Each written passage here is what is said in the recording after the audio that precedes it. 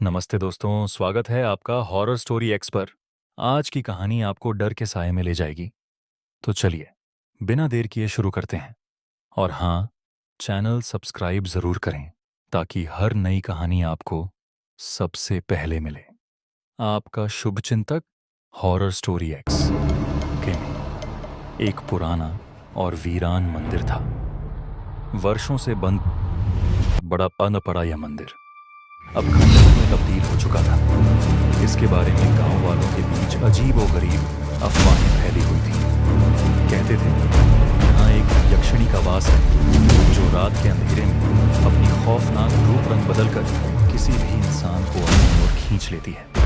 वह जिसको भी अपना शिकार बनाती उसे अपने जाल में फंसा लेती है और फिर उसे कभी भी नहीं छोड़ती। गांव के सभी लोग इस मंदिर के पास जाने से डरते थे, लेकिन अर्जुन, जो गांव का सबसे साहसी और निडर युवक था, इन अफवाहों को बेकार मानता था।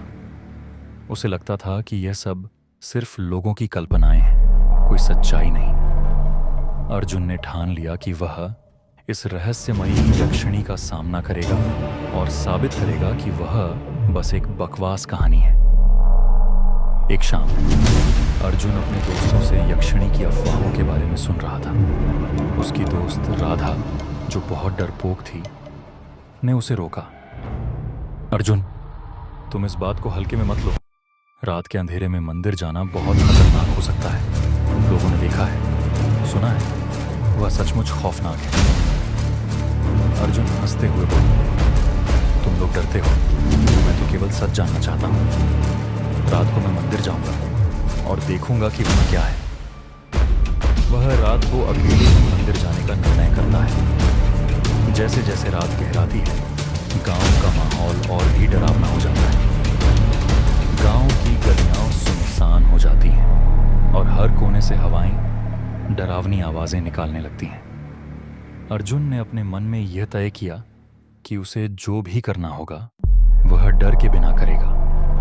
तब वह रात के अंधेरे में अकेला मंदिर की ओर बढ़ता है। जैसे जैसे वह मंदिर के पास पहुंचता है, उसका दिल तेजी से धड़कने लगता है। हवा ठंडी हो जाती है और चारों ओर सन्नाटा पसरा होता है। अर्जुन का दिल अब डर से कांप रहा था, लेकिन वह रुकता नहीं है। वह मंदिर के विशाल दरवाजे को खोलता है और अंदर कदम रखता है। मंदिर का अंदरूनी हिस्सा और भी डरावना था। दीवारों पर उकेरी गई पुरानी मूर्तियां जैसे उसे घूर रही थी और एक अजीब सी सर्द हवा उसे घेर लेती है। अर्जुन ने अपने कदम बढ़ाए और आगे बढ़ने लगा, लेकिन उसके मन में एक अजीब सा खौफ था। तभी अचानक वह सुनता है एक हल्की सी आवाज, तुम यहाँ क्या करने आए हो अर्जुन?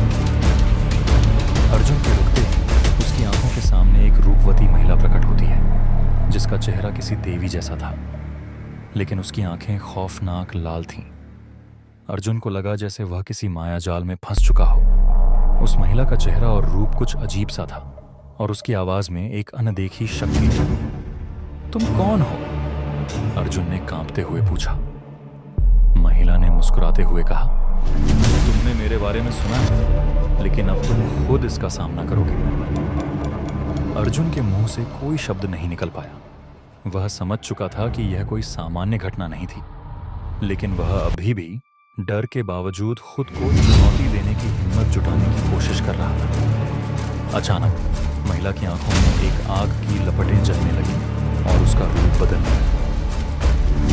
उसकी मुस्कान और भी डरावनी हो गई और वह बोली, अब तुम मेरे जाल में हो अर्जुन, तुम यहां से नहीं जा पाओगे। यह था यक्षिणी की कहानी का पहला भाग, जिसमें अर्जुन के साहस और डर का मिश्रण दिखाई देता है और यक्षिणी से पहली मुलाकात होती है। जैसे ही अर्जुन ने यक्षिणी के डरावने रूप को देखा, उसका दिल जोरों से धड़कने लगा। वह अपनी जगह से हिलने में भी नाकामयाब था। यक्षिणी की मुस्कान अब और भी खौफनाक हो गई थी।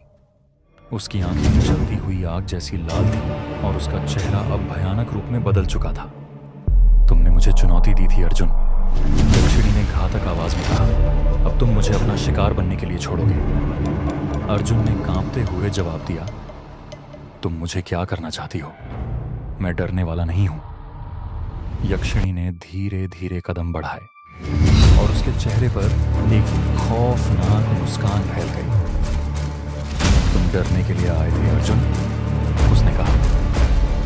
अब देखो क्या होता है जब कोई यक्षिणी अपने शिकार को अपने जाल में फंसा लेती है। अर्जुन ने जोर से दौड़ने की कोशिश की, लेकिन जैसे ही उसने एक कदम बढ़ाया, चारों ओर से अजीब सी आवाजें आने लगीं। दीवारों पर काले साए लहराने लगे। अर्जुन के पैरों में कुछ अदृश्य शक्ति ने जकड़ लिया था। वह हिल भी नहीं पा रहा था। उसे महसूस हुआ जैसे वह कोई सपना नहीं, बल्कि एक भयंकर सच का सामना कर रहा हो। तभी यक्षिणी की आवाज सुनाई दी। तुम मेरा खेल खेल रहे हो, लेकिन अब तुम मेरी दुनिया में हो। यह वो दुनिया है जहां कोई भाग नहीं सकता। अर्जुन ने तड़पते हुए कहा, मुझे छोड़ दो, मैं तुम्हारा कुछ नहीं बिगाड़ूंगा। तुमने मुझे देखकर डर की शक्ति को चुनौती दी थी, यक्षिणी ने कहा। अब तुम खुद उस डर का हिस्सा बनोगे। यक्षिणी ने अपनी कटी फटी हाथों को फैलाया और एक असाधारण शक्ति से अर्जुन को अपनी ओर खींच लिया। अर्जुन की आंखों के सामने एक अजीब सी हलचल शुरू हो गई और वह महसूस कर रहा था जैसे उसकी आत्मा धीरे धीरे उसके शरीर से बाहर निकल रही है। तुम मेरी शक्ति का स्वाद चखोगे अर्जुन, यक्षिणी ने कहा। और अचानक अर्जुन के सामने एक खौफनाक दृश्य दिखने लगा। उसने देखा कि उस मंदिर की दीवारों में उसकी पुरानी यादें गहरे खून से उकेरी जा रही थीं। हर दीवार पर उस यक्षिणी के शिकार के नाम और उनके चेहरे दिखाई दे रहे थे, जो कभी मंदिर में आए थे और उसके जाल में फंसे थे। अब अर्जुन खुद उनके बीच में खड़ा था। वह चिल्ला रहा था, मुझे छोड़ दो, मुझे छोड़ दो। लेकिन यक्षिणी हंसी में डूबते हुए बोली, तुम अब मेरी शक्ति का हिस्सा बन चुके हो। अब तुम कभी नहीं भाग सकोगे। तुम्हारी आत्मा अब मेरे साथ है। से भर गई। वह पूरी तरह से यक्षिणी के जाल में फंस चुका था। उसके शरीर से एक हल्की सी धुआं जैसी चीज निकलने लगी और उसकी आंखें घूमने लगी। अचानक उसकी आवाज बंद हो गई और वह मूर्छित हो गया। यक्षिणी ने उसे अपनी ताकत से लहराया और उसकी आत्मा को पूरी तरह से निगल लिया। अब अर्जुन सिर्फ एक खौफनाक छाया बन चुका था। तब यक्षिणी ने एक आखिरी बार मुस्कुराते हुए कहा, अब तुम मेरी दुनिया का हिस्सा हो अर्जुन, और जो भी मेरे जाल में फंसता है वह कभी बाहर नहीं निकल पाता। अर्जुन की आत्मा अब यक्षिणी के जाल में फंसी मंदिर की अंधेरी दीवारों के बीच खो गई। उसकी आवाजें अब कभी सुनाई नहीं दी, लेकिन गांव वालों का कहना था कि वह अब भी रात के अंधेरे में उस मंदिर से आवाजें सुनाई देती हैं, जैसे वह यक्षिणी के जाल में फंसा हुआ हो। गांव वाले अब भी कहते हैं, जो भी उस मंदिर में जाएगा वह अर्जुन की तरह कभी लौट कर नहीं आएगा। यह था यक्षिणी की कहानी का दूसरा भाग, जिसमें यक्षिणी की असली शक्ति और अर्जुन के शिकार की भयानक घटना को दिखाया गया है। गांव में अब लोग रात के अंधेरे में और भी ज्यादा डरने लगे थे। कुछ लोगों ने यह महसूस किया था कि मंदिर की तरफ जाने वाले रास्ते पर अजीब सी ठंडी हवाएं चलने लगी और खामोशी में गूंजती आवाजें सुनाई देती थी। कुछ गांव वालों ने अर्जुन को ढूंढने की कोशिश की, लेकिन वह कहीं नहीं। लोग मानने लगे थे कि अर्जुन का कुछ नहीं बचा। वह यक्षिणी के जाल में फंस चुका था। कई हफ्तों तक कोई भी उस मंदिर के पास नहीं जाता था। लेकिन एक रात गांव में एक नया युवक विक्रम आया। वह अपने पुराने गांव से यहाँ काम की तलाश में आया था। विक्रम ने सुनी थी उन अफवाहों के बारे में जो मंदिर के बारे में फैली थी, लेकिन उसने इन बातों को सिर्फ भूत प्रेत की कहानी मानते हुए उन पर विश्वास नहीं किया। एक दिन विक्रम ने गांव वालों से यक्षिणी की कहानी सुनी और फैसला किया कि वह मंदिर की सच्चाई जानने जाएगा। लोगों ने उसे चेतावनी दी, लेकिन विक्रम ने ध्यान नहीं दिया। वह रात के अंधेरे में जैसे ही मंदिर के पास पहुंचा, एक अजीब सी शांति छाई हुई थी। विक्रम के कदम डगमगाए नहीं, बल्कि वह और ज्यादा उत्साहित हो गया। मंदिर में कदम रखते ही उसे वह ही सर्द हवा महसूस हुई जैसे अर्जुन ने महसूस की थी। यह हवा घनी और दबी हुई थी और अचानक मंदिर के अंदर की दीवारों पर एक हल्की सी धुआं सी उठने लगी। विक्रम ने एक कदम और आगे बढ़ाया और अचानक उसकी आंखों के सामने अर्जुन का चेहरा प्रकट हो गया। वह घबराया और उसके दिल में डर की लहर दौड़ गई। अर्जुन का चेहरा अब एक बुरी तरह से जल चुका था। उसकी आंखें पूरी तरह से खाली थीं और उसके होंठों पर एक दर्द भरी मुस्कान थी। विक्रम, अर्जुन की आवाज गहरी, दर्द से भरी हुई थी। यहां मत आओ, यह जगह तुम्हारी नहीं है, यहां से भाग जाओ। विक्रम ने सुनी हुई कहानी को याद किया और उसे समझ में आ गया कि अर्जुन अब इस मंदिर का हिस्सा बन चुका है। उसकी आत्मा यक्षिणी के कब्जे में थी। लेकिन विक्रम का साहस फिर भी कम नहीं हुआ। उसने फैसला किया कि वह मंदिर के अंदर और भी गहरे जाएगा और यक्षिणी से सामना करेगा। वह अर्जुन की चेतावनी को नकारते हुए अंदर बढ़ा। जैसे ही विक्रम ने मंदिर के भीतर और कदम बढ़ाए, अचानक एक भयानक औरत का रूप सामने आया, यक्षिणी। उसका चेहरा अब और भी भयावह था। उसकी त्वचा कटी फटी और काले रंग में बदल चुकी थी और उसकी आंखों से आग की लपटें निकल रही थीं। विक्रम को महसूस हुआ कि अब वह किसी माया जाल में फंस चुका है। तुम यहां क्या करने आए हो विक्रम? यक्षिणी की आवाज गहरी और रहस्यमयी थी। विक्रम ने पूरी हिम्मत जुटाकर कहा, मैं डरने नहीं आया, मैं तुम्हारी सच्चाई जानने आया हूं। यक्षिणी हंसी और बोली, तुम क्या जान पाओगे? तुम तो बस मेरी शक्ति का स्वाद चखोगे। अचानक यक्षिणी ने अपने दोनों हाथ फैलाए और विक्रम को अपनी तरफ खींच लिया। विक्रम को लगा जैसे वह किसी काले खोखले गहरे कुएं में गिर रहा हो। उसके चारों ओर अंधेरा घना हो और उसे लगा जैसे उसकी आत्मा खुद को बाहर निकालने की कोशिश कर रही हो। अब तुम मेरी शक्ति का हिस्सा बनोगे विक्रम। यक्षिणी की आवाज अब और भी धीमी और भयावह हो गई। तुम कभी वापस नहीं जा सकोगे। विक्रम का दिल डर से कांपने लगा, लेकिन वह अब नहीं लड़ा। उसने यक्षिणी की पकड़ से निकलने की कोशिश की, लेकिन उसके शरीर में वह ताकत नहीं थी। एक जोरदार चिल्लाहट के साथ विक्रम की आत्मा यक्षिणी के हाथों में समा गई। उसके शरीर ने वह घिनौना रूप ले लिया जो अर्जुन ने महसूस किया था।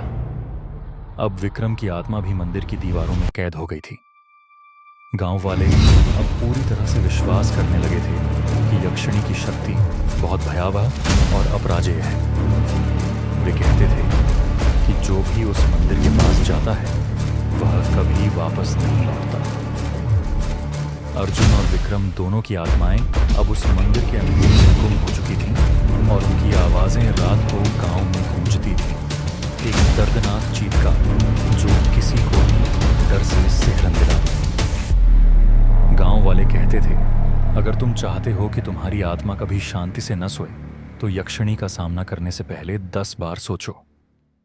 यह था यक्षिणी की कहानी का तीसरा भाग, जिसमें विक्रम की आत्मा का भी जाल में फंसने का डरावना दृश्य दर्शाया गया है और यक्षिणी की शक्ति को और भी गहरा किया गया है। गांव में अब कोई भी रात के अंधेरे में उस मंदिर के पास नहीं जाता था। लोग कहते थे कि यक्षिणी की आत्मा अब और भी ताकतवर हो गई थी और जो भी उस मंदिर के पास जाता उसकी आत्मा कभी बाहर नहीं निकल पाती। अर्जुन और विक्रम की आत्मा अब उस जगह की अंधेरी दीवारों में कैद हो चुकी थी और उनकी आवाजें रात के सन्नाटे में गूंजती थीं। गांव में एक साधु बाबा आए। उन्होंने सुना था कि इस गांव में एक खौफनाक घटना हो रही और लोग रात को डर से सो नहीं पाते। उन्होंने सोचा कि वह यक्षिणी के जाल को तोड़ने के लिए मंदिर में जाएंगे और यह खौफ खत्म करेंगे। साधु बाबा ने गांव वालों से सुनी थी यक्षिणी की कहानी और उन्हें विश्वास था कि अगर वह यक्षिणी का सामना करेंगे तो वह उसे हराकर उसकी शक्ति समाप्त कर सकते हैं। गांव वालों ने उन्हें चेतावनी दी, साधु बाबा, वह बहुत खतरनाक है, आप न जाएं, कोई भी वहां नहीं लौटता। लेकिन बाबा ने किसी की भी नहीं सुनी और वह रात के अंधेरे में मंदिर की ओर बढ़े। मंदिर के पास पहुंचते ही बाबा ने महसूस किया कि चारों ओर अजीब सी शांति। जैसे ही उन्होंने मंदिर का दरवाजा खोला, एक ठंडी हवा का झोंका आया। अंदर का माहौल खौफनाक था। दीवारों पर खून के निशान और काले साए इधर उधर लहराते हुए नजर आ रहे थे। बाबा ने अपनी जटाओं को खोला और मंत्रोच्चार करना शुरू किया।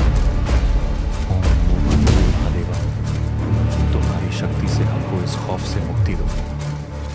बाबा की आवाज गहरी थी और उनका शरीर दिव्य ऊर्जा से भरपूर था। जैसे ही वह मंत्र पढ़ते गए, मंदिर की हवा बदलने लगी। यक्षिणी का रूप धीरे धीरे सामने प्रकट होने लगा।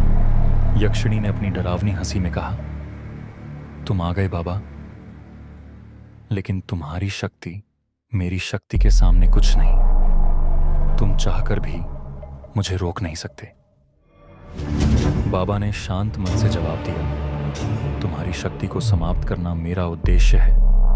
तुम जितना चाहो मुझे रोकने की कोशिश करो, लेकिन यह समय तुम्हारे अंत का है। यक्षिणी ने घातक रूप में बदलते हुए कहा, तुमसे मुकाबला करना कोई आसान काम नहीं है साधु बाबा।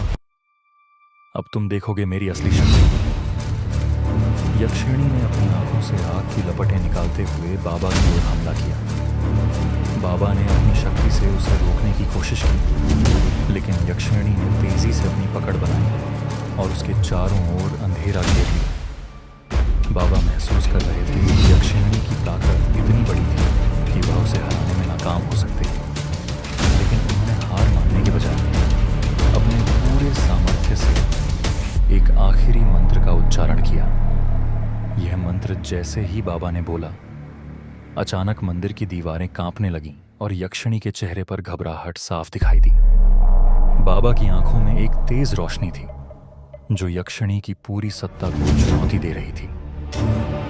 यक्षिणी ने एक तेज चीख मारी और अपने आप को दीवारों में समाते हुए मिटा दिया। उसकी डरावनी हंसी अब बंद हो गई। बाबा ने अपनी ऊर्जा को समेटते हुए उस स्थान को शुद्ध किया। यक्षिणी की शक्ति अब समाप्त हो चुकी थी और उसका भूतिया रूप नष्ट हो गया था। अब मंदिर में शांति लौट आई थी और अर्जुन व विक्रम की आत्माएं भी मुक्त हो गईं। गांव वाले जो अब तक डर से कांप रहे थे, उन्होंने बाबा का आभार व्यक्त किया। साधु बाबा, आपने हमें इस डर से मुक्ति दिलाई। अब हम शांति से जी सकेंगे। बाबा ने सिर झुका लिया और कहा, यह काम मेरा नहीं बल्कि सच्ची शक्ति का था। जो भी बुराई है उसे हराया जा सकता है, बशर्ते इरादा मजबूत हो और दिल सच्चा हो। अगर आपको यह वीडियो पसंद आया हो तो कृपया हमें कमेंट करके बताएं। आपकी प्रतिक्रिया हमारे लिए बहुत मायने रखती है। अगर यह वीडियो अच्छा लगा तो हम जल्द ही अगला वीडियो अपलोड करेंगे। धन्यवाद।